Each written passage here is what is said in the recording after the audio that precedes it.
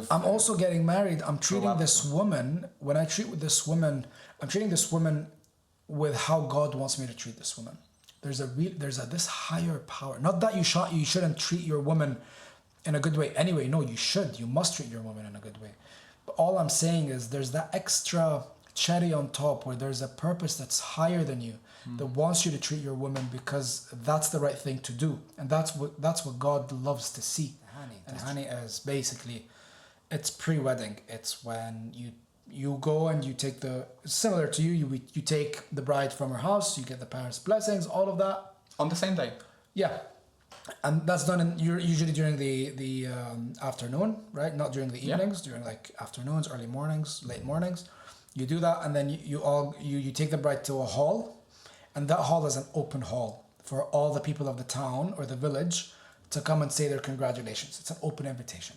Ramadan is a month where you get closer with God, and people think that I'm going to get closer with God by just fasting. It's not really just fasting. You're not fasting from food and water. What you're fasting is from all the bad habits that you've had, and you just do it. Yeah, I remember you did that back in yours as well. Yeah. So I guess I'll just mention for our listeners. So hello and welcome to WS Podcast. Yet again, we're recording with Rami, a different setting, same vibes. Reunited, and it's a bit of a different time, and trying to just see where the conversation takes us as well. Yeah. Maybe let's kick it off just by mentioning you are right now in Ramadan. Yeah. Right? So I've not done a proper introduction of Ramadan for my listeners yet. Can you? So sure, yeah. Well, first of all, thank you for having me. It's great to be reunited again with you. Our last podcast was really really nice. I enjoyed it. Most of my few listeners have enjoyed it for sure. Ramadan. So obviously now it's the holy month of Ramadan in Islam. Ramadan is a month where you get closer with God, and people think that I'm going to get closer with God by just fasting. It's not really just fasting. You're not fasting from food and water. What you're fasting is from all the bad habits that you've had, and you just try to get rid of them. Be it as simple as the bad habit of drinking coffee in the morning if you feel like you want to quit drinking coffee, or if you feel like your body's dependent on something, then now is like the beautiful golden opportunity to kind of just wean off it and relax. And it also gives your body a chance to recover. So when you're always eating, your body's always busy trying to digest and take the nutrients and stuff like that. It does not have the time or the energy to clean the toxins out in your body. So Ramadan is also a chance for that. It's a chance for the Muslim brothers and sisters to connect with each other on a deeper level, on a more spiritual level. It's the month of kindness where you need to, I would say you need to, give more than you receive. That's the appropriate way of saying things. For the sake of God. And so what we say, for the sake of Allah. Yeah, so we do it for the sake of God, because the way we look at it, right, is this world is a temporary phase, in your existence. And what we strive for as Muslims is the hereafter, which is a life that was promised to us after this life.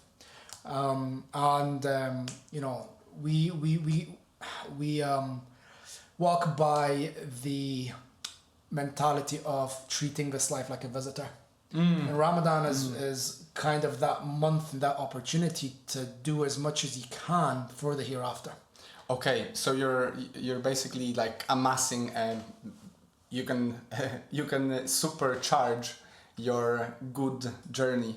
Yeah, kind of detox as well from the bad one. I guess it might be very, very similar, if not basically the same, with different names for Advent, right? Because we are going for Advent in Christianity right now. Oh, are you? It's also Lent, I think, is the right word for it. Yeah. And it's also 40 days, so, Yeah, there are a few differences, I think, with that, between Christianity and Islam. I think during Lent, I'm not too sure, correct me if I'm wrong, is it when you fast from animal products? I think so. It might be, yeah. Cool, yeah. So yeah, with Ramadan, it's you fast from everything. Okay, so how about you? Because you mentioned, the bad habits and stuff, and for sure, like, I can definitely resonate with coffee having a big sort of grip, a strong grip on me. What is it for you? For me, what have you? Where do I start, man? I have so many bad habits. Starting with coffee in the morning, I can't get up without a cup of coffee. Black coffee, no sugar. I'm that type of guy. You know, I'm dark, and when I can't start without my morning coffee. But now it's kind of me learning how to get rid of that bad habit, especially because the purpose is higher than me. When you have a higher purpose than yourself, you kind of, that really, really, really pushes you to work towards it. At least that's how I look at it. So coffee's 1. 2, what I'm bad for is snacking. I'm really, really, really bad for snacking. Especially when you're hungry. But is it healthy snacking or is it? No, it's bad snacking. Okay. I have a bad habit of just junk food. Okay. I have a kitchen and I know how to cook and I cook amazing food, but I'm also very, very, very lazy. I think we all are like our most sort of expecting boss and our worst employee. Yeah. You know what I mean? Yeah, well said, man. I think what we strive to do this month is basically get rid of all, that's just one of the things, is just get rid of all the bad habits. And it can be also, for me, it's cursing. Okay. Try to abstain from that as much as you can instead of saying the word F-U-C-K. Do you know? I wouldn't put you as a no, swearing I do. person. I do. No, I have a bad habit of really like swearing, especially with my wife, and like in front of her. Like when I talk, like I tend to like say F this and F that, and you know I use a lot of curse words. That's what I'm trying to say. Is that I use a lot of curse words in expression. Yeah. When I'm trying to express something, right? So I tried to abstain from that during that month, and that kind of teaches me. You just amass them all, and then once it's over. Yeah, but that's the thing, right? You're right. But that's the thing, right? That's not the point. Yeah, Of course, fasting. Of course, yeah. Fasting is kind of giving you the opportunity to develop a discipline. Yeah. You know, and as research shows that people develop a discipline after 21 days. Yeah, on average. On average, exactly. So Ramadan is a month, so that can give me just a really, really good opportunity to reset, you know, and also kind of get closer with God. If I'm behind on my prayers, or if I'm like lazy trying to get closer with God, when it has to do with praying, or when it has to do with giving out to charity, or when it has to do with being kind or doing the right thing, that's the month where you need to kind of look at yourself more. You know, you should look at yourself always, but this is the month where it's like you really, really need to focus on these things and develop that habit during that month, because in that month there's a higher purpose than all of us, so that when that month is over, that can kind of fix you in a way, you know. You know, just as a side note, I think intermittent fasting, just that is incredible. I think, and I actually mentioned on the podcast a few times before. I've been intermittent fasting basically for the past 2 years, every day. And for me, it's so incredible that as part of a religion, as part of a tradition, you have this ingrained, you know, which even if it was mimetic to begin with, maybe people didn't really analyze that this is going to help us get healthier. You know, somehow this is what you're doing. And I think it's something that our consumption focused society certainly could use, you know. I wouldn't be surprised if doing this kind of fast for anyone, regardless of religion or anything, including other, you know, vices, could be of great benefit. Oh, I agree 100%, and especially that I mentioned something over and over, is that having a higher purpose than you, more times than not, the driving factor for most people is when they hit rock bottom, is that they need to do something about their life. Islam kind of prevents you from hitting rock bottom and gets you to go like, okay, that's your chance now. Your reward in this life during that month is doubled. So there's always this higher purpose of, I'm not just doing this for myself, I'm doing this for, you know, for making the world a better place if I can, you know. Again, you should do that every month. You should strive to do that every month. Every day, right. Human beings relapse all the time. Whether it has to do with, you know, from the simplest things all the way to the most hardcore stuff. So, yeah, that month, I'm trying to take that opportunity and remind myself, that's your chance. This month is your chance. Are there any sort of, suggestions, or do you also within that month maybe limit your consumption of stimuli? I mean, like, for example, I bet, I am certain that what we watch, what we eat, what we consume in all senses impacts our experience, right? And like, if this is a month where you're supposed to self-reflect more, be a bit more self-aware, do you also maybe take less time on social media? I don't know, not watch as many random movies on Netflix as part of No, 100%. This is what I mean by detox as well. It's not just detox physically, it's also the spiritual aspect where you need to detox. You start catching yourself during the month of Ramadan when it comes to, for example, scrolling, right? You start going like, oh, like that's the month where I should be reading the Quran, or that's the month where I should be like praying more. So that indirectly kind of gets you away from these kind of stimuluses, right? And pushes you to be a better person, So how does it, on average, let's say your average day usually versus your average day during Ramadan, what are the major differences? Apart from, you mentioned coffee, trying not to snack, not to swear. Is there a different pattern to your day? Yeah, 100%, man. With Muslims, they should pray, the first prayer during the day is usually early in the morning. Like 5 o'clock or something. Like almost, it's when the sun rises. Yeah, right. Or before the sun rises, just before the sun rises. And human beings, like if you even go back in time, that's when human beings started, like woke up and started to, go about their day and hunt and, so... Of course, they didn't have light, like apart from a fire maybe, so... Exactly. So with Islam, because you have these 5 prayers during the month of Ramadan, I remind myself, because I tend to slack, and it's wrong to slack on the prayers, Islamically speaking. Okay? So with the month of Ramadan, because I want to become a better person, I go like, no, I'm going to wake up at 5 a.m. And what that does is that it regulates my entire day. It gives my day a schedule, right? 5 o'clock I've got a prayer, 12 o'clock I've got a prayer, 4 o'clock I've got a prayer, or 3 o'clock I've got a prayer, and then I've got a prayer at 5, it's 5, so 3 o'clock and then 5:40, 5:45, and then at 7. So by the time it's 7 o'clock, it's already nighttime, you're not supposed to be awake. Yeah, of course. Your body now is starting to secrete melatonin, and that's when your body's telling you, hey, time to go to bed. It regulates your clock. So with the month of Ramadan, that's also something that kind of, I go like, okay, I need to now stick more to my prayers. I need to be more disciplined with my prayers. And that indirectly regulates my day. But, okay, so I know for sure that you've been, there's also a part of not eating throughout the day, right? Yeah.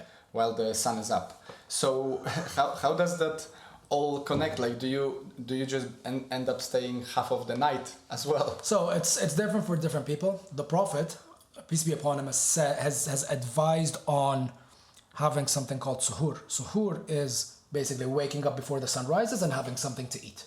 Okay, and before you start the day. Yep, and then as soon as the prayer time hits, when the sun's about to rise, when the prayer time hits, you pray, and then you go about your day, right? Okay. So basically, you can do it that way. That way you're eating twice, technically a day. Or you can be like me, which is a little bit more hardcore. It's not really advisable. It's eating once every 24 hours. I think that's great. And that's fine. Like for some time, I'm pretty sure you can get away with that. Even that is fine, right? Also, physiologically speaking, when your body hits the 12-hour mark, 12 to 16-hour mark, it recognizes that, okay, this guy is not going to feed us. Now we're going to undergo something called ketosis, which is just a fancy way of saying, well, we have no reserve, we have no carbs to turn into glucose and sugar and, function. So now we're going to rely on the body's sources that he's already stored, which is fat. And it takes that from the liver or it takes that from other parts. I'm not too educated on that. Yeah. No, you're doing great. I mean, that's the essence for sure. So that's what, exactly. So that's what happens. And, you stop feeling, at some point during Ramadan, you stop feeling hungry. You stop asking for food. Your body stops asking you. Why? Because you've disciplined your body. Your mind was stronger than your body, and you told your body, hey, shut up. I'm not going to listen to you.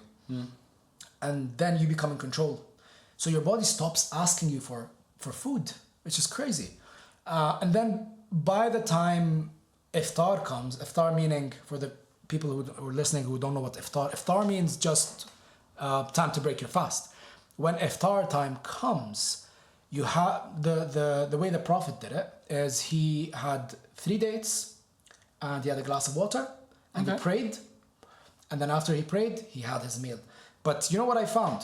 It's crazy that was done 1500 years ago, 1400 years ago. When I do that now, when I have 3 dates and I have a glass of water, I'm full. I'm not even hungry. Your stomach with time in Ramadan shrinks. It stops really asking for much. It only asks for what it needs.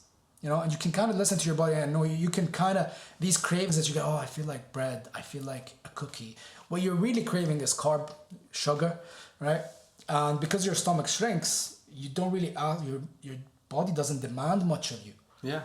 So I can go on and on with the benefits of Ramadan. Oh man, but it, you know, even to extend it further, the incredible thing about it is, I don't know how much further have you gone, like how many days have you tried fasting, but I've gone as far as I think 5.5 days, you know, fasting, literally just water and some basic minerals to keep myself up. Oh really? And it's completely like, it's a full-on detox, and it's okay. Like you can literally do it because you're burning, as you said, on ketosis. You have just a steady level, you know, burning, because it's basically what we would have gone through being in the wild, hunting, being cold, right? When there are no fruits, it's winter, and you need to maybe wait a day, 2 days, 3 days before you get that next meal properly. Yeah. So on this point,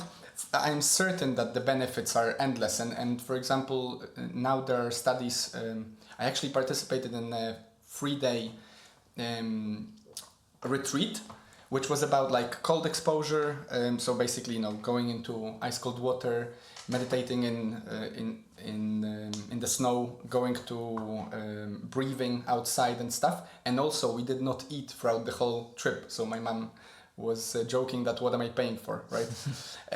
But they've done studies, and there's plenty of it now out there for you guys to look into, that if you have cancer, what ketosis and autophagy does. Autophagy is this process of... Autophagy is the cells eating your toxic cells, yep. Exactly. And basically what they found is, if you have like cancer, of course this is not, you know, medical advice, whatever, but like apparently the first cells that get eaten are usually the broken ones. So you can really positively impact your remission, your fight with the cancer, by just not feeding it any food. Because if you think about it, it's like a parasite that is sucking your life energy.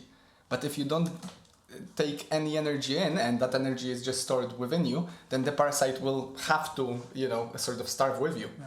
And it's not having ketosis itself. Yeah. Do you know what? So it's incredible. A few days ago, I had a conference in North Queensferry. And when I got there, I didn't sleep well the night before. That was a few days ago. That was over the weekend on a Friday.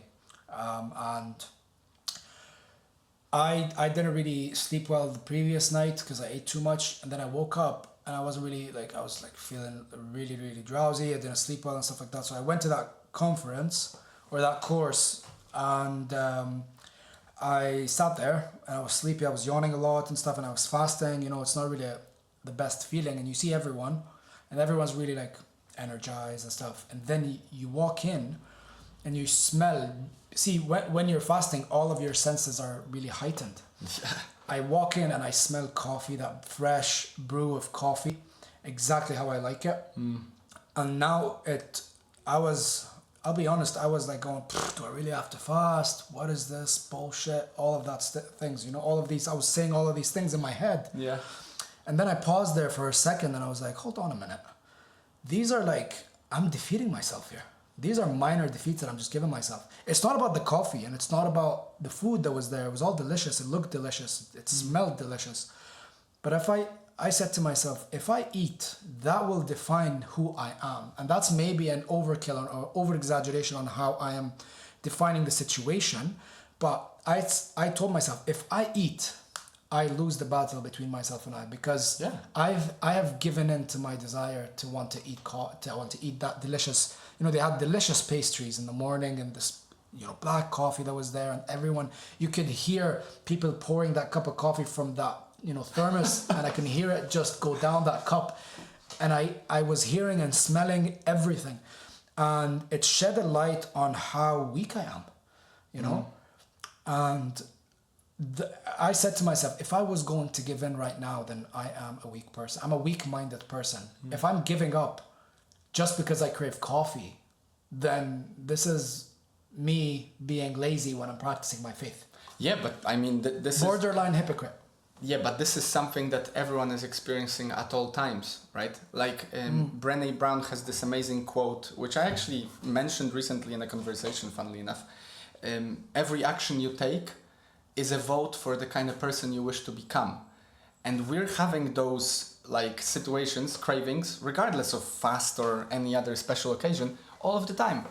And we are either on an upward or a downward, energetically, spiritually, whatever you want to call it, journey in those moments, right? Like if you give in to your lower self because you crave that cookie and you didn't want to eat it, then you just you allowed this wolf, some people call it, rather than the other, or this lower self rather than a higher self, to win that battle. And it's like a tiny battle, and suddenly you find yourself, under the table. Yeah, do you know what's funny, man? What's really, really funny, and I think I need to say this.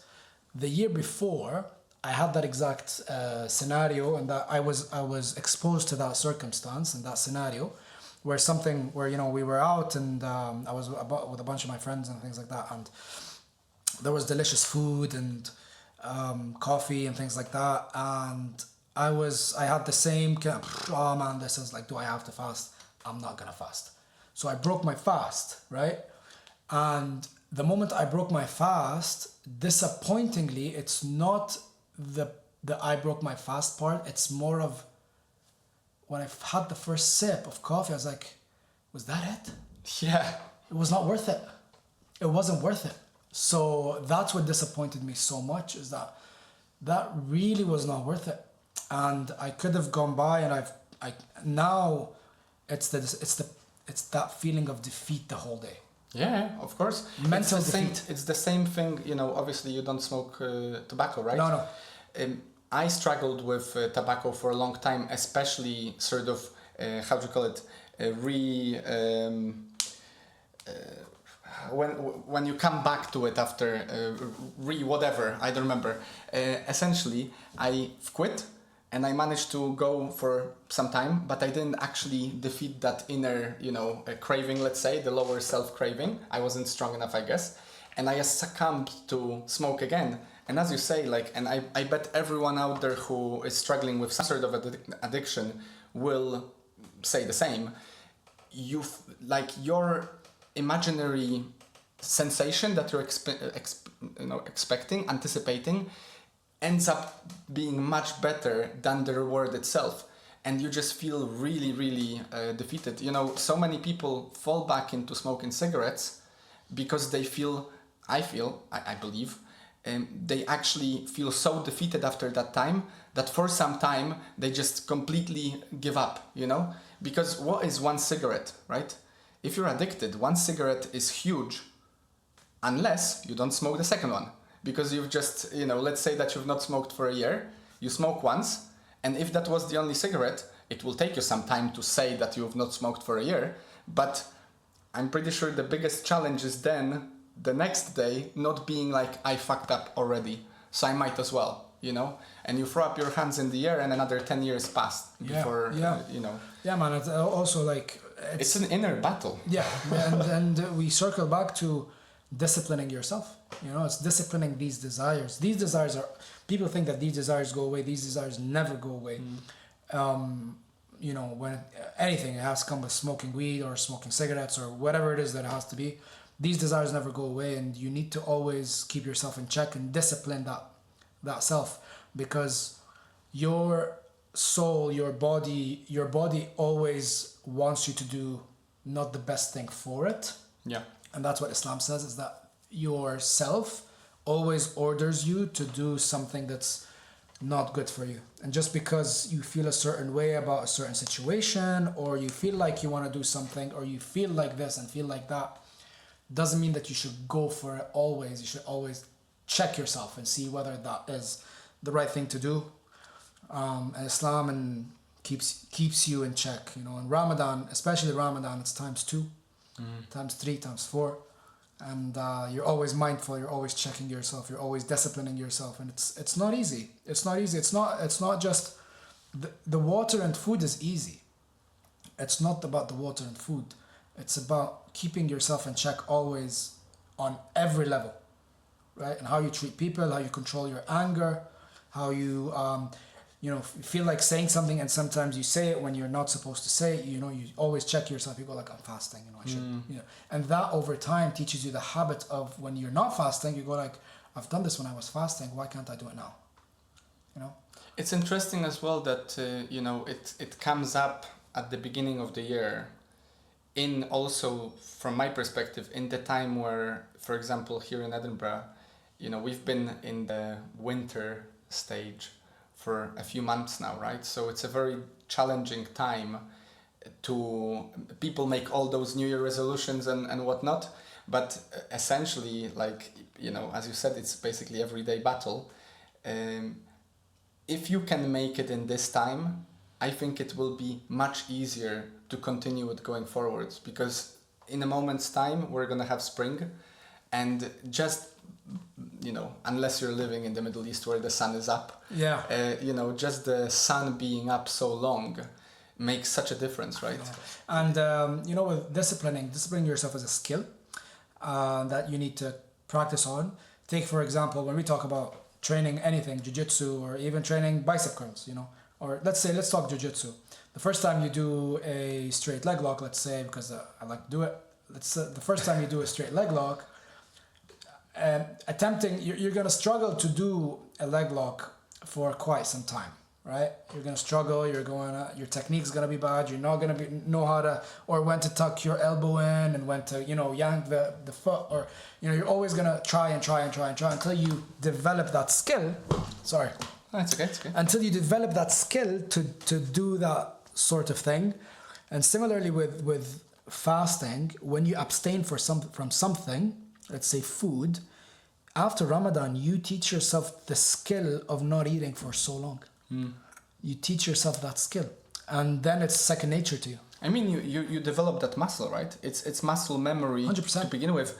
And in the same way, I think, just to circle back to that prayer times, I think that structure is also something that, unless you're a structured kind of person, that you by default have a certain structure, it's a great opportunity to develop at least, I would say, a minimum, the morning and the evening routines that are for your benefit, whatever that means to you. It doesn't have to be work, because work is usually in the middle, unless you're working, nighttime. But having that structure and then sticking to it, that's how you develop that muscle, right? Yeah. And then over time, it just becomes a second nature. I mean, by now, the moment you're in a certain position around the leg, your body will just do you won't even think twice. Yeah. You won't think twice about it, man. It's like with language, with anything really, with any skill. Yeah. So the Ramadan is countless benefits that come from it. So what do you think, because you mentioned that last year it's been more difficult for you, or maybe you sort of erred more. Is there anything in particular that changed over the year that you think, have you been trying to develop some habits throughout the year to prepare for it, or is it just a matter of growing up and being a bit more... Preparing for fasting, you mean?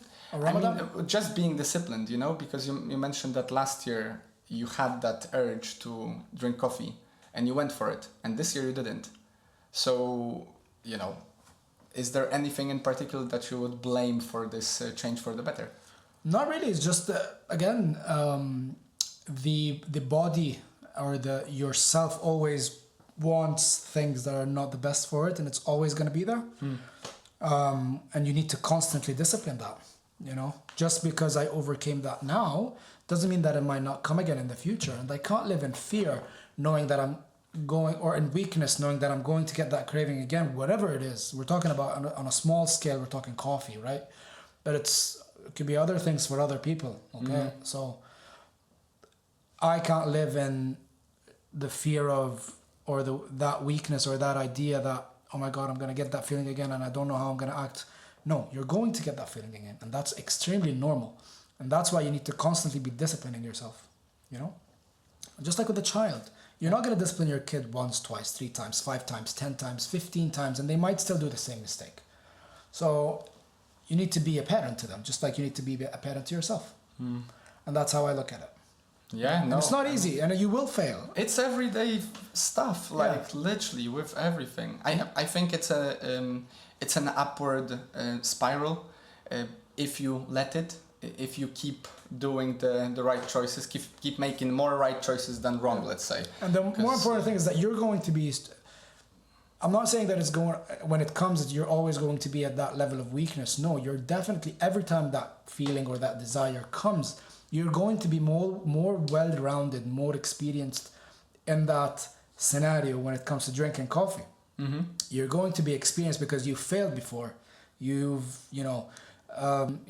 experienced the hardest of cravings and the lowest of cravings. You've experienced all of that. You become experienced in that hardship. So every time you get that, when that feeling comes again, and then you discipline yourself and then it comes again, it does get easier. But that doesn't mean that it's not going to ever show up again. It's always going to show up, whether it's coffee or anything else. Yeah, of course. And, you sort of mentioned kids, so unless you don't want to talk about it. I feel like we owe my listeners a chance to hear about both, arranging, or maybe how would you think of arranging your upcoming marriage and the wedding. And I don't know, we can sort of just vibe on that as well. Oh, yeah. We've had the wedding. Super excited. Yeah. Well, so for the listeners, I'm technically not, I'm married now, but we're doing the wedding ceremony in August of this year. And, for cultural reasons and all of that, which is why we're doing it. My wife and I don't really, we were just happy getting married in a mosque, and, it's not really. So when did that happen? That happened on October 25th of 2025. Oh, wow. So literally a week after mine. That's amazing. Yeah, you keep telling me that. Such a quick turnaround. Yeah. Because you've proposed, in August? August. Yeah. Wow. Yeah. There's no point in waiting, right? So, of course. Especially with her being able to move. So we're kind of, right now we're in I actually booked my flights today to go, I booked my flights 3 weeks in advance of the wedding to prepare. And for 3 weeks you're going there to prepare. Yeah. Arab weddings are, a big deal. They're massive. Tell me. So what are you anticipating? The music, the DJs, the hall. You have to rent a car and drive around town in a convertible. It's like a thing where you beep the horns, and people your friends all ride in the cars and they're behind you and they beep the horns and. Oh wow! And that. You need to find a car to rent. You need to find the hall. You need to find hotel rooms to stay in. After the wedding night, you need to book your flights. Obviously, you need to talk with the DJs. You need to, for the music. What kind of music? We need to go and rehearse our dance. We need to go and. You mean the first dance? Yeah. Or you don't have something similar to Indian weddings that there is a stage and you. Oh no. It's the first dance. The first dance, and then everyone joins and dances. So we need to practice our dance. We need to be there before time, and then there's another squad where they dance Lebanese traditional dancing. So we need to talk to them and kind of arrange how that's gonna happen. Nice. The flowers, the food, the list goes on and on. I can literally go on and on. Excuse me. Are you in charge of organizing all? Or luckily, I'm so blessed to have my dad support me during this time. He's don't worry, I'm gonna help you. When it comes to the finance of things, when it comes to like organizing things. Also, I forgot, traditionally you need to buy her gold of her choosing, whatever she chooses to go, like she wants like necklace, or she wants a set, like a bracelet, earrings, necklace, ring. You need to go buy her that of her choosing, and she needs to choose that. So I need to go with her, and we need to go and pick out gold for her. So it's a whole thing. So I even believe 3 weeks is not enough time. Oh, we need to go. But you're organizing everything within 3 weeks. Yeah. Oh, no, we're organizing things from now. Okay. But by the time we get there, we want things to be bish, bash, wash. Yeah, okay. Done. Of course, yeah, right? no. Yeah. Yeah, sure. so we're kind of preparing for that at the moment, and it's so overwhelming. We're gonna be. When are you going? I'm going on 24th of July. Okay. So you still have a bit of time. Yeah, around 5 months' time. Wow. So it is overwhelming, man. Is there any so for context, dependent on a family tradition and also how religious a family in Poland is? One of the things that we did because of my mother-in-law was there is a tradition of I, as a groom, need to come and pick up my bride from her parents' house, and I need to get their blessing. We need to get their blessing, and then we go to whatever the ceremony place, and then when we're going into the place where we're going to be celebrating, there is a certain sort of even a speech, as like a scenario, a script of what you say as you walk in through the door. They welcome you with bread and salt, and then they give you.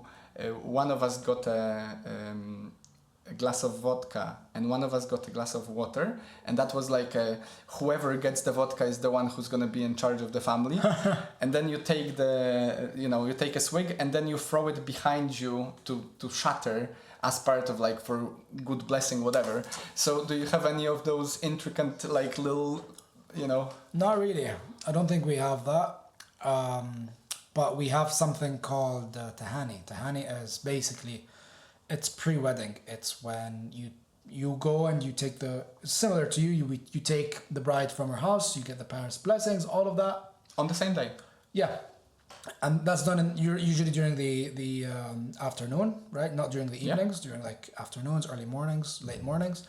You do that, and then you take the bride to a hall, and that hall is an open hall for all the people of the town or the village to come and say their congratulations. It's an open invitation.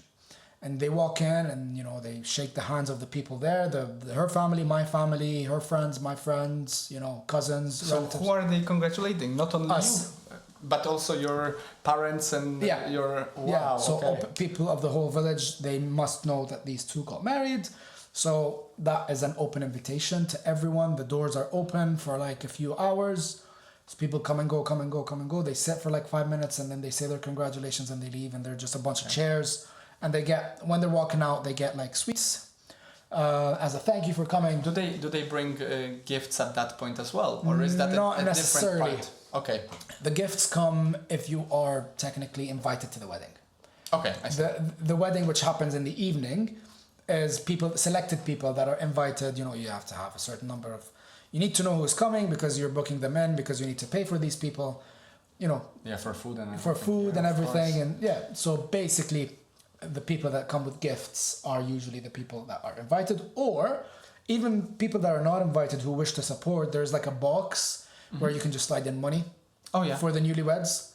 In that tahini? Tahani. So tahani means greetings. When they just say their greetings, hello, congratulations. They can slide in money if they want, or if they don't. How many hours do you anticipate that? It's a full day. Literally a full day. Tahani is a full day. Tahani is like a couple of hours, maybe 3 to 4 hours. And then the wedding is, it starts. Of course. So.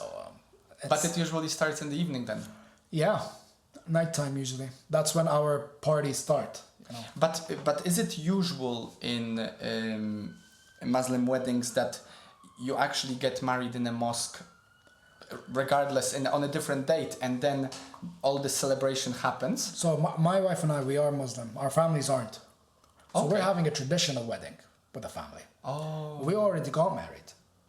we already, like, religiously speaking, in front of God, we're already married. Yeah. But we have to do this ritual thing, or this thing culturally speaking, where, you know, every married couple should do. Even if it's Muslim people do religious wedding first. Okay. And then they do the party. But do they usually do it on the same day then? Not necessarily. Okay. Not necessarily. They can do the religious wedding first, so that the bride and the groom can go out together. They can speak with each other. They can go out in public and say we're married, basically, right? And then whenever the party is, it's irrelevant. So you caught me off guard there. If I may ask, what happened that you and your wife are Muslim and your family isn't? How did that come about? That's a long ass story, bro. Like, my parents, me growing up. Is that up, usual? Really. You see it. It's not common, right? But it is becoming more common now that people are really knowing what Islam is and what Islam stands for, and you know that image that Islam was given. People are now coming to terms of knowing that that's not true. So my wife and I, we were never really convinced of our family's religions, right? What are those? It's called Druz. Okay. D-R-U-Z, which is really a sect of Islam. It comes from a sect of Shias. It's even a sect of Shias. So, and we are a minority. That's a minority, which I was not really fully on board with. So I had this journey of trying to find religion and stuff, and Islam really resonated with me. I've tried everything. And Islam really... Since when do you... maybe we've covered it on the... Yeah, we did. I think we did talk about it. When did you... I think probably around COVID time. Okay, wow. Yeah, 2021. So it's a fully conscious decision. That's amazing. Yeah, 100%, yeah. I think this is really, not unusual, but maybe, as you said, uncommon. Because, from my perspective, it's usually the religion is being pushed on you by your family even before you know what religion is, right? Yeah, even to this day. And you just get used to it, and even to this day. Be it. Yeah, even to this day, and it doesn't really matter if, before I used to want to get the acceptance of my family, now not so much. Because no matter how much you try to explain why you follow what you follow, or why you believe in something the way you do, you're never going to really convince someone, or get someone to really... They can understand you, but they can't really feel, unless they've experienced the same things that you have. Maybe then they can relate, or maybe they've connected with God, Islamically speaking, on the same spiritual level Islamically, then they can relate. Otherwise, you can tell someone all you want what it feels like to be Muslim, or what is Islam, but if they don't have it in them to really want to be, or want to really explore, then they're never really going to explore or really going to agree with you, and that's fine. Yeah, and that's completely fine, and I've come to terms with that, but at the end of the day, I want to be happy, and I want to follow what I want to follow, and my wife feels the same way. She also found it later in life? Yeah. Wow. Same thing, yeah. So and mind you, maybe I have had an influence on her. Maybe I don't want to lie to myself and say that I haven't. I have introduced her to the religion more and more, but I've never forced her onto anything. She was always curious. She would always ask me questions. She would always be like, why would you do this? Or why would you think that way? Why would you do that a certain way? And why would you wash every time you pray? Or why would you pray that way? Or why won't you eat pork? Or why won't you this? And I would explain things to her and not force anything, because I've learned from my mistakes before in the past. And I would never force anything onto her. And one day she was the one that told me, let's get married in a mosque. She was the one that proposed it. And it was always in my head. I always wanted to do it, but I didn't want to ask her that, because I didn't want it to come off as I'm forcing her into anything. And one day she just, she told me I'm going to pray. And fast forward a few, months later, she was like, why don't we get married in a mosque? And I told her, this is something that I've always wanted to talk to you about. And I'm glad you asked me that, because I've always wanted to do that. So yes, and yeah, we got married in a mosque. And that's incredible. And did you invite anyone to that part? Two of my friends. Okay. You need witnesses. Of course. You need witnesses. You need her consent.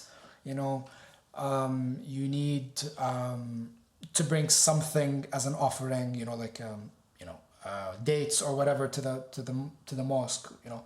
Also, she has what's called a mahr. A mahr is just something that she can ask for. It can be anything she wants. It's an offering to her. Okay. If she says yes, we can get married, but my proposition or my want or my need or my term is I want, let's say, £5,000. If you can do that, you can say, okay, sure. If you can't argue with her or try to bring the price down. There's no bargaining. You can't bargain. You can't bargain. There is no bargaining with wives anyway, no, I think.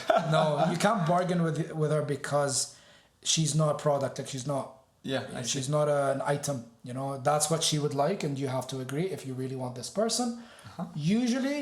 Usually 9 times out of 10, the woman would be righteous, and that's when the woman's righteous, and she wouldn't care about asking for anything. Yeah. You know what I mean? I mean, it's also a good sign for you going forward, right? If a deal breaker is £10,000, then I don't know if you want to be. Then it would raise a lot of questions. It would raise a lot of questions. But she literally said she wants a Quran, and she doesn't really care and all about that, and that brought me really reassurance. Was that? Have you had those discussions before you proposed? Yeah, 100%. Wow, I had to let her know these are your rights. I see. So those are the steps. Yes. Oh, okay. I'm just giving you no, shortcut. That's great, man. Yeah, she has to know her rights. She has to consent, obviously. Yeah. In normal circumstances in Islam, the father, her father should also consent. Mm-hmm. Given that he's not Muslim, the imam of the masjid becomes her guardian. Okay. And he can consent on her behalf as well, and she can consent if she allows him. So she also has to consent that he has to ask her, can I be your guardian for this marriage or proposal? And she can either say yes or no. So these are things tiny details that she has to know before getting married. And yeah, Islam has made it so simple, religiously speaking, to get married, because it wants to prevent adultery. It wants to prevent sexual intimacy out of marriage. It just wants to make things easy for people. Getting married was so easy for us. It was so easy, thank God, and I'm so blessed. So will you have any sort of ritual marriage, whatever thing, some sort of ceremony during your traditional? That's in August. So we're just having a party in August. But will you actually do any sort of standing next to one another and agreeing that you will get married or whatever? Culturally. Okay. Just for cultural purposes. Yeah. But between me, her, and God, we are married. Yeah, no, of course. Do you know what I mean? And we don't need that for us. And I bet it's legally binding as well, right? No. So a religious marriage, even if you go to church and you get married, the relationship that you, her, and God have is you are married. Religiously speaking, you are married. You then take that marriage certificate and you go to your council. Okay. Or you go to the court, or you go somewhere and you make it legal.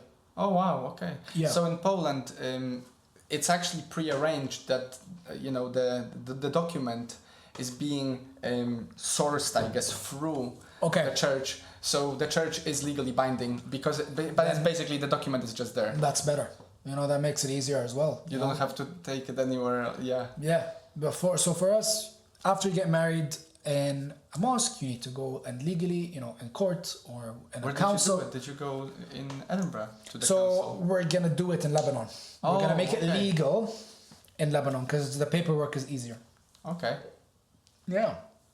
So between me, her, and God, we're married, and she has that way she is more reassured that I have a duty as a husband now, and not just some boyfriend, right? And or some nothing, not like there's something wrong with that, though. No, if that works for you, that works for you. That's not what I'm saying. But for me, in order to give her that reassurance, getting married was part of it, a huge part of it.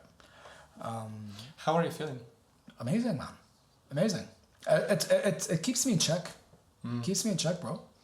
I think we sort of it's like yet another reason to work on yourself more. 100%. Also, remember, something to sort of... I'm also getting married. I'm treating this woman, when I treat with this woman, I'm treating this woman with how God wants me to treat this woman.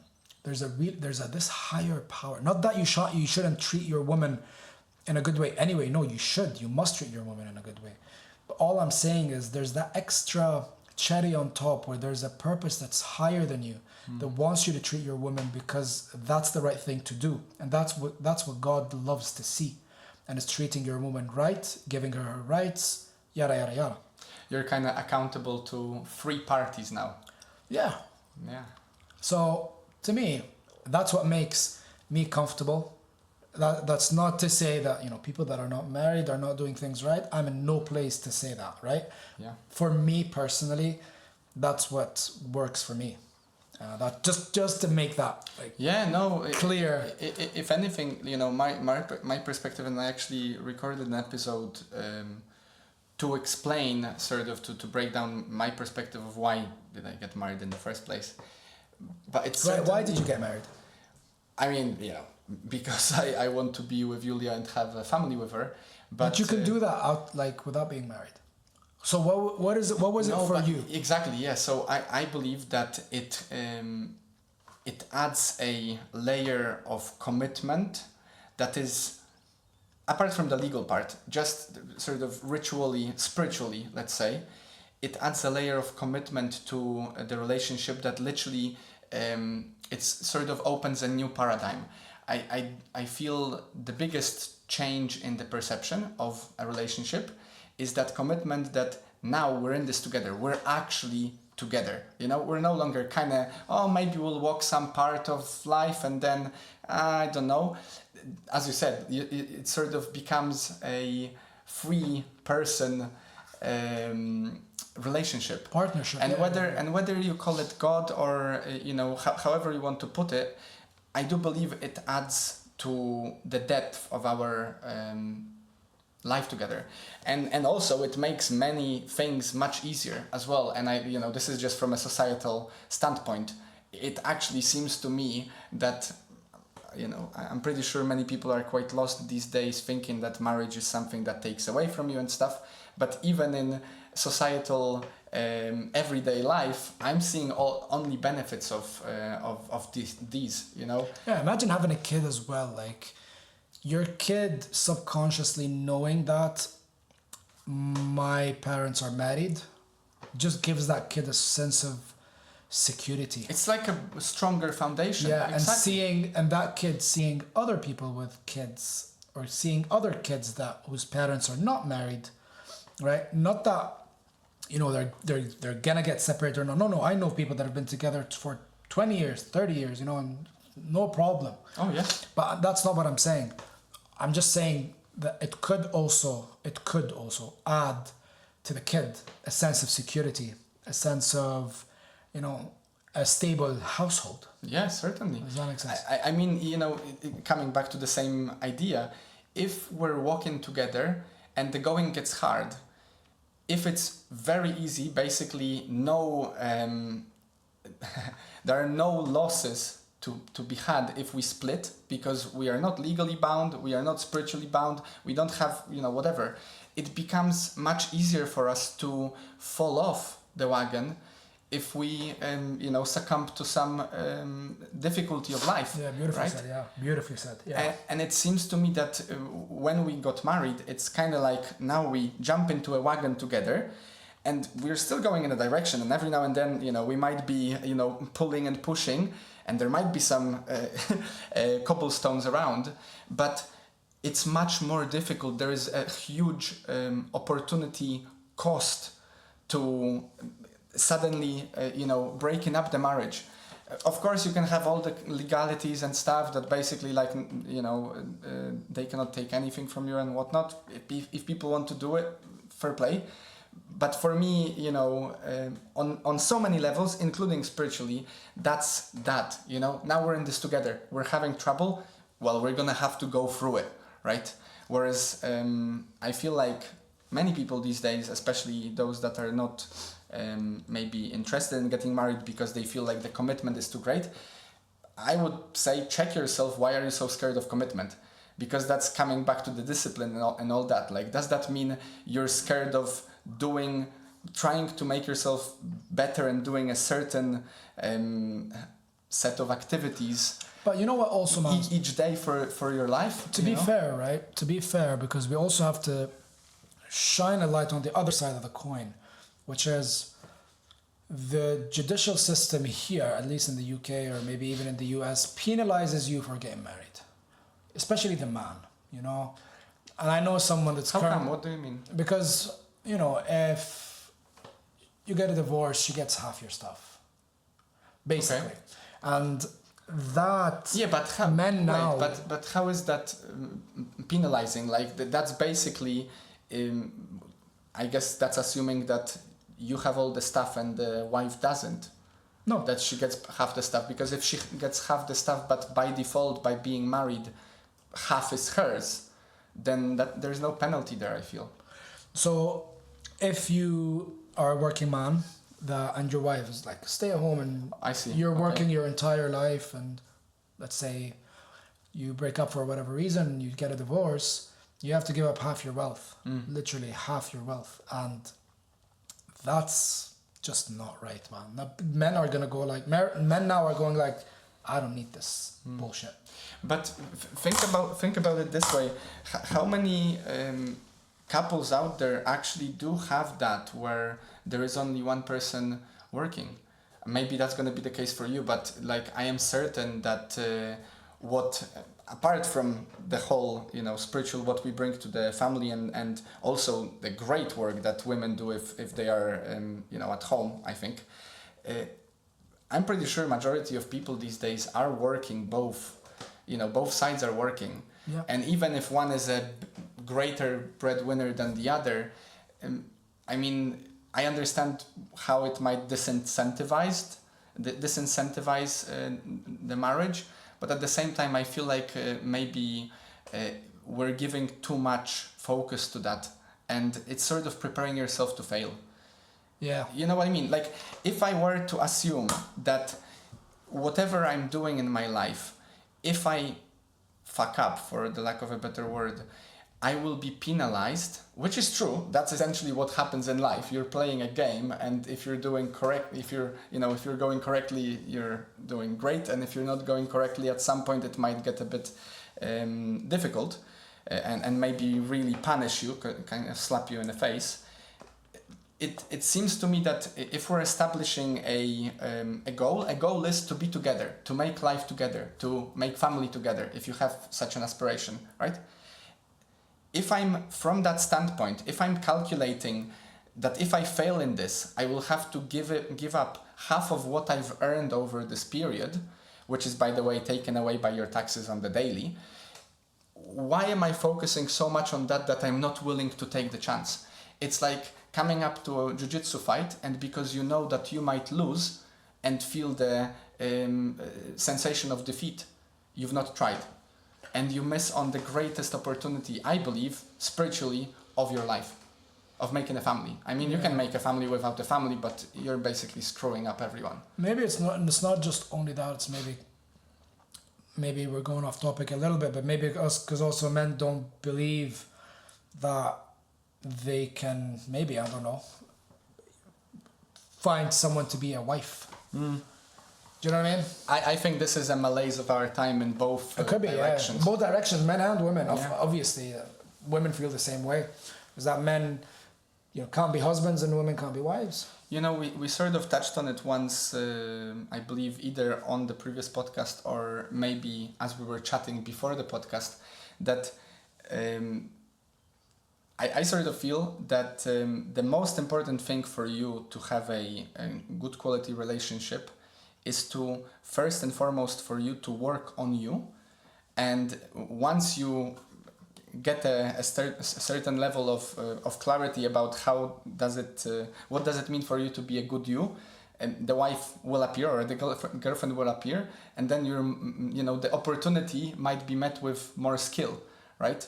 And I believe that in media these days, and maybe the trend is changing, hopefully, I've talked on the show before about like toxic masculinity and the divide that is being driven by media saying like you can be an independent man, you can be an independent woman, you know, you'll be so happy and successful in a career, which is proven to be actually after a certain age. Many women, majority of them, decide, I want to have kids, but now I've committed the part of my fertile life to work and I cannot. So all of these aspects, I'm kind of jumping around, from my perspective, point to the fact that we're so obsessed about the expectations of how the other should be and how the experience should be, and we are so not humble to work on ourselves daily with those little habits, that then we are, you know, met. There is a frustrated man and a frustrated woman. He expects her to be better. She expects him to be better. Neither of them is willing to do the work on themselves to become better. And then they are surprised that, you know, many years pass and they are still alone.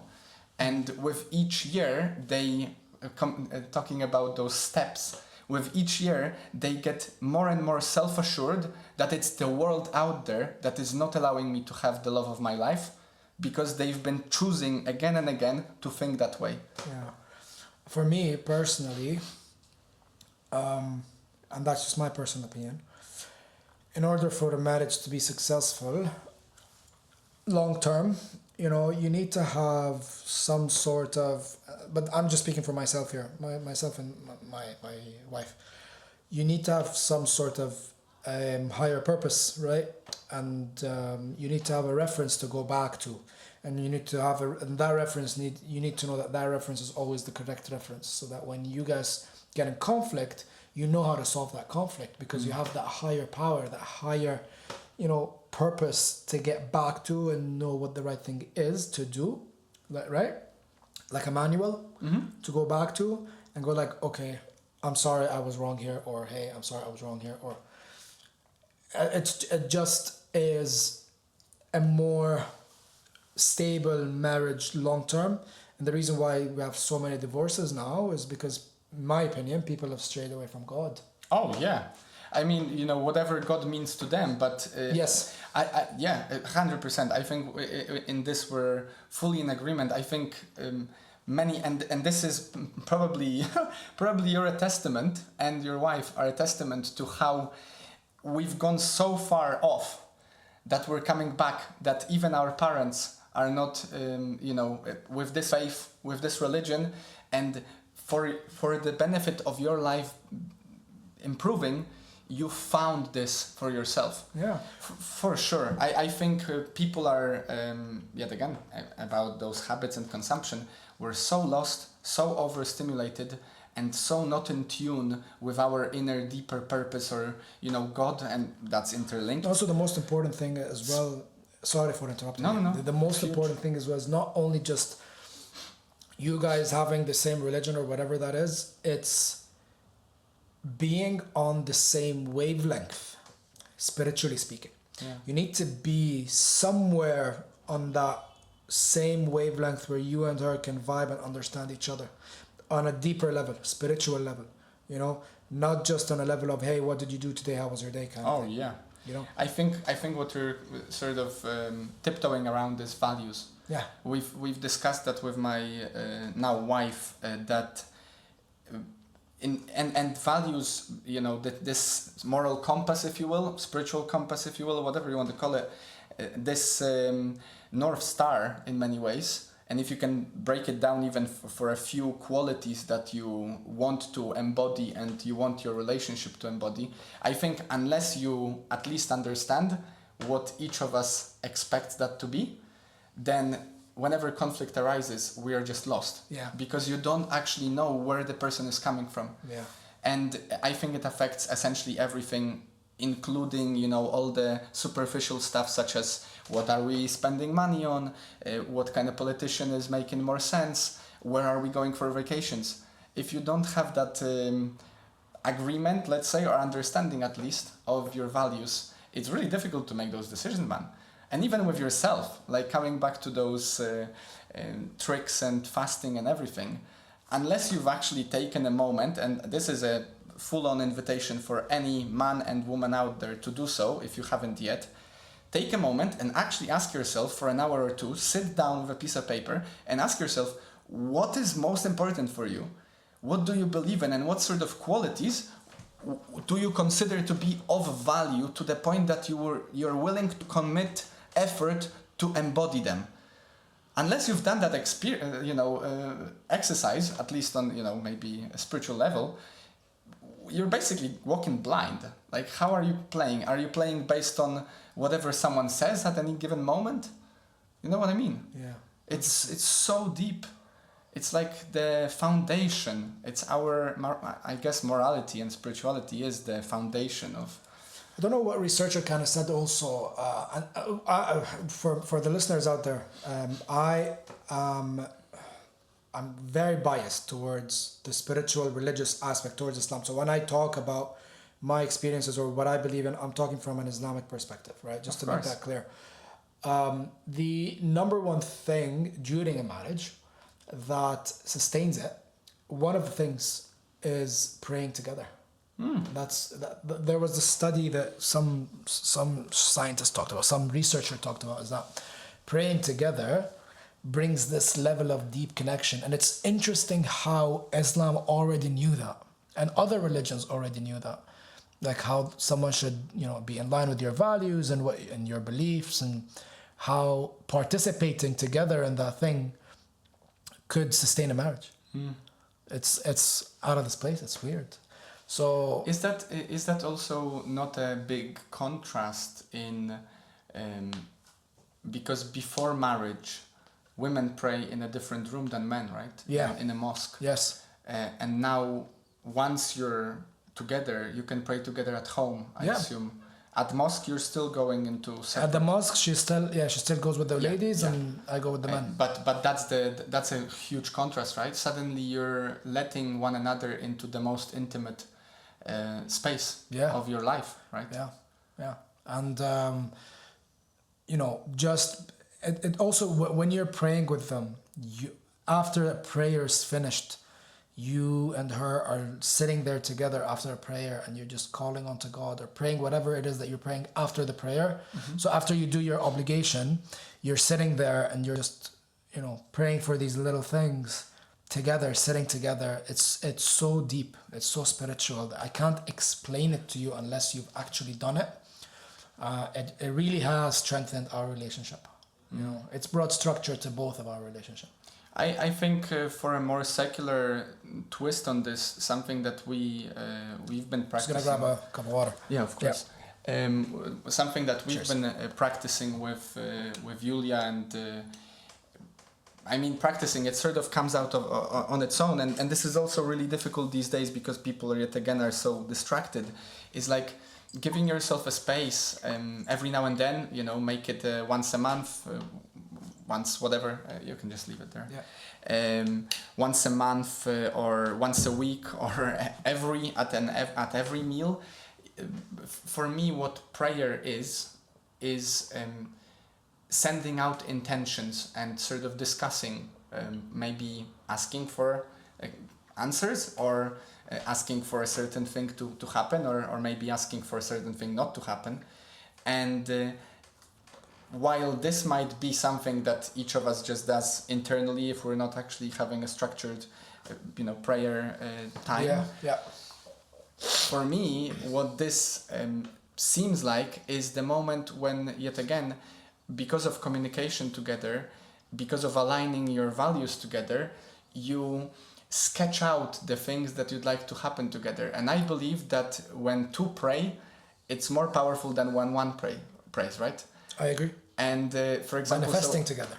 it's sort of like it spins it out. So what we've done, for example, is we've written, I don't know, 100 different things that we'd like to do in life or have and stuff. Like, I had my own list before, she had her own list before, and then we sat down together, we had those lists, and we created a list that is bringing it both together, so we know what we're aiming for. We had a little discussion back and forth, and I feel like even just doing that can offer you a great insight and an intimate insight into that person's mind, because it's not easy to write down 100 things you want. Like, I'm pretty sure by the time you hit 50, you're kind of like, I kind of have everything. And then if you align it together, you really have a roadmap in both physical, spiritual, mental, to what you'd like your life together to be. I should do this actually tomorrow. But these things can be, as little or as big as you want. Like 3 kids, we have one on the line is like 3 kids. Another one is like this kind of car. Another one is like, we'd like to visit this country. You know what I mean? So it can be as little or as big. Or, making sure that every day we give each other a kiss. Like as a thing that you do. Because many people over time end up being flatmates rather than... True. You know what I mean? Life gets in the way. Dies, yeah. It's work. I think we're constantly circling back to this thing that every day is you're taking a vote on the kind of person. Yeah, you're working on it every day. It's work, man. Yeah, you said it beautifully. It's you need to constantly work on that relationship. A friend told me not too long ago, and that kind of shed a light on something. It doesn't matter how much you love someone, how much someone is dear to you. If you actually hold that person dear in your life, then you need to put the effort. Even if it's a mom or dad. And that kind of reminded me, I always remember him saying that to me. Now he's a really dear friend back in Dubai, and when he when I'm here now, I'm away from my family, I'm away from my mom and dad, and when I remember his words, I go like, I should call my mom and dad, I should give that effort. Yeah, I know they love me, I know they know I love them, but I should call them. I should show them that I love them every day. I should put in that effort. And he said that to me because he was always calling me and stuff and checking up on me. Hey, how are you doing? Why didn't you call, man? Why aren't you calling? Like, what? And in my head, I'm like, come on, this guy. Like, we don't have to call every day for us to be, we're best friends. We're close. Like, do I need to call you every day? But then he said, like, if you genuinely care about something, you genuinely care about someone, you need to put the effort into something, into that relationship, or whatever. Even if you have a relationship in watering a plant, if you're watering a plant and you want that plant to live and stay and grow, then you need to check in on it every day. Yeah. We feed it, water it, give it sunlight, make sure the soil is fine. So it's kind of the same thing. For sure. So it's work. Any relationship you're in, any relationship you want to be in, you need to constantly give that effort. Yeah. It should be easy. It should be easy because it shouldn't feel like... It should be easy because you want it, right? Exactly. If it's not really what you want, then it's gonna be drudging, and if it's too drudging, then that's probably an indicator that you're, maybe fighting against yourself. Yeah. In some way. Yeah, it could be. Brother, at this point, I feel like we might be closing, coming to an end. But I'd like to invite you, as always, to have a little moment, and maybe, is there anything else, anything in particular, something small or something big, that you'd like to leave my listeners with? Maybe something that recently you've been mulling over, or maybe an invitation, maybe whatever. Apart from checking out his podcast, which I'll link below. Yeah, there is actually one thing. If I could give anyone any piece of advice in my, very, very, very humble experience in life, very mediocre, humble experience in life, would be always do your own thing and learn when to not listen to other people. I think that's very, very important, and that should settle in with me. It took time to settle in with me because every time I listened to other people's views, it would bring me down, and I would kind of just run away from what I wanted to do. Don't look at what other people are doing. It's their path. It's their journey.